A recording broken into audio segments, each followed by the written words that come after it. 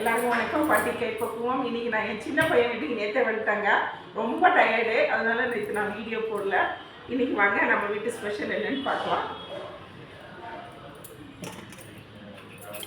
இன்னைக்கு வந்துங்க வெள்ளரிக்காய், வெங்காயம், மாதுளை முத்து, கொத்தமல்லி எல்லாம் போட்டு சூப்பராக ஒரு ரைத்தா, வெங்காயம் பச்சடி, அப்புறம் பாயில்டு எக்கு,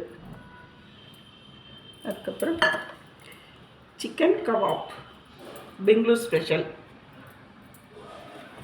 அதுக்கப்புறம் தொன்னை பிரியாணி சூப்பராக வந்துருக்கு பாருங்கள், அருமையாக வந்திருக்கு. தொன்னை பிரியாணி, தொன்னை இல்லைங்க, வாழையில போட்டாச்சு.